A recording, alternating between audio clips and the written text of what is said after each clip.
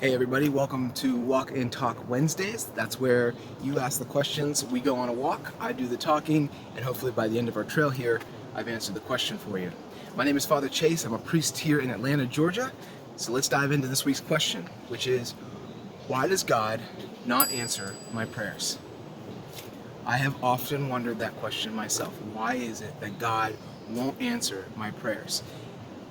Now, I have friends, it seems like they always get answers to their prayer requests, and it can be anything. I have a friend who always prays that God will give him a good parking spot. And I kid you not, every time I'm in the car with this guy, he prays that prayer, and sure enough, he always gets a good parking spot. It's incredible. There are individuals, they can pray to win the lottery, and it seems like they always win the lottery. I'm not one of those individuals. God answers my prayer, but he doesn't always answer them miraculously and give me these over-the-top stories to share. I've often, in fact, felt like God hasn't answered my prayer. And so if you're one of those individuals, this is a good question for you. And I know that when God doesn't answer my prayers, it can be really frustrating because Jesus is the one who instructs us to offer our prayers to God. In Matthew's Gospel, Jesus says, ask and it will be given. Seek and you will find. Knock and the door will be open to you. Later on, he says it more explicitly. He says, if you ask anything by prayer, it will be given to you, if you have faith. So, what's the problem? Do I not have enough faith? Does God not like me more than he likes other people? What's the deal? What's the holdup? Why won't God answer my prayer? Well, I think there are three common reasons why it can at times seem like, or can be, that God doesn't answer our prayers. The first is that we have sin in our life. That's a big one. Sin separates us from God. Isaiah writes in his book that when we have sin with God, when we have sin in our life, it separates us from God. And because God is so holy, he hides himself from us so that he can't hear us. The psalmist tells us that if we have sin in our heart, God does not hear us. Sin is the number one thing that separates us from God. It's not that God is being cruel or malicious or mean. It's that God is holy and he can have nothing to do with unholiness. And so when we sin, he can have nothing to do with us because of our unholiness. Now, granted, we are all sinners saved by grace, and I don't think that this means that we have to be perfect individuals for God to hear us. I think what Isaiah and what the psalmists are telling us is we cannot live in habitual, continuous sin and have a relationship with God. We can't rebel against God and have a relationship with him. It's kind of like this woman who came to see me, who said she had been struggling to hear God's voice in her life. In fact, she said, I was talking to my boyfriend about it the other night before we went to go to bed. I stopped her right there. I said, hey, do you mean the boyfriend that you're currently living with? Yeah, that'd be the one. And she tried to start talking again. I said, wait, you mean the boyfriend that you're probably sleeping with? Yeah, that'd be the one. I said, you mean the boyfriend who God said if he wants to do those things, he needs to put a ring on it? And it was like a light bulb clicked in her head. She realized at that moment she was living out of harmony with God. And so God was using silence as a way of kind of stirring her heart, awakening her to the fact that she had a major issue in her life. God may be using silence to our prayers as a way of saying, hey, before we get into that issue that you're praying about, you need to deal with this major issue, which is this habitual, rebellious sin in your life. So, for some of us, it may be the fact that we're living in rebellion and sin against God, and God's not answering us as a way of saying, we need to get this right before we talk any further. The other thing may be that God has given us an answer. He has answered our prayers.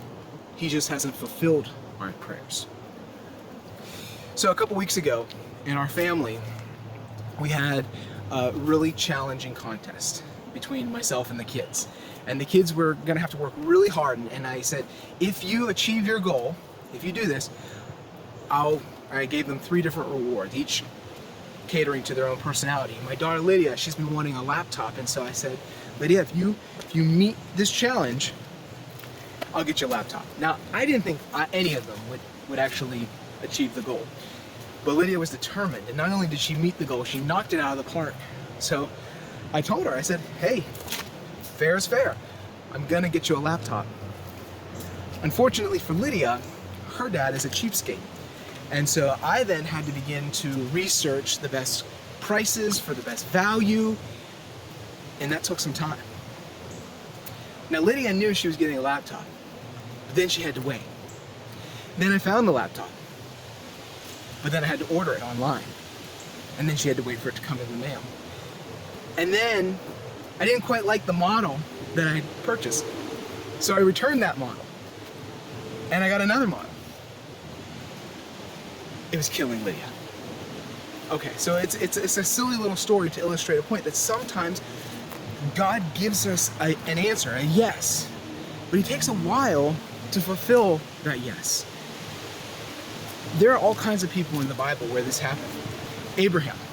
Abraham was 75 years old when God told him that he was going to give him his heart's desire by giving him a son. Now you'd think that if God told a 75-year-old man that he was going to give him a son, that prayer would be answered right away. But not so, not with Abraham. God waited another 25 years until he gave him his son. Now why did God wait so long? God actually did a lot of amazing things in Abraham's life during those years. He grew his faith. He grew his trust. He refined him. He helped establish Abraham in the land of Canaan. And I think more importantly, when God finally gave Abraham his son Isaac, Abraham and everybody else who knew Abraham knew that this child was a miracle child, that this child was in fact from God. It was not that Abraham somehow lucked out finally and after 100 years had a baby. No, it's impossible for a 100-year-old man and his wife Sarah, who was 90, a 90-year-old woman, to have a baby. That baby had to come from God. And so God made Abraham wait. But he did fulfill his promise to give Abraham a child. He did answer the prayer. And Abraham's not alone. The great-great-grandson of Abraham, Joseph, he was told as a young man that that he would be the leader of his family. It took 14 years for that prayer to come true. 14 years before that came to fruition. Why? Well, if God had given Joseph the position of leadership in his family at a young age, then Joseph might not have been able to save his family from famine years later.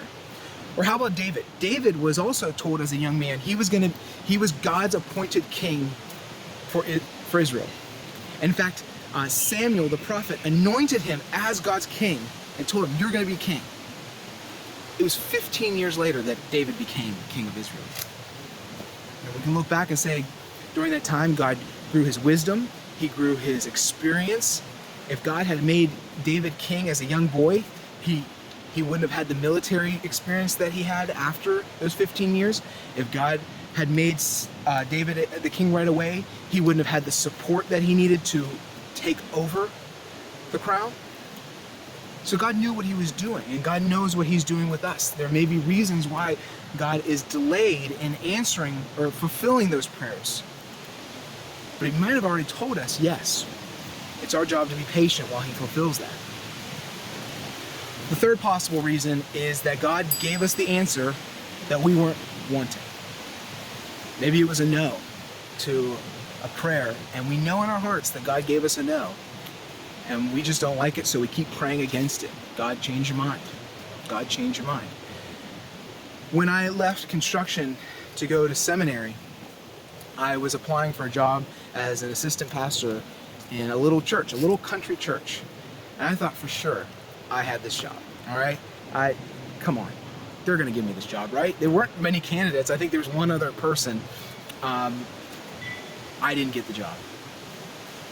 I was devastated. I thought, God, I'm leaving my job in construction, which has a stable salary, to serve you. Why would you not give me this job?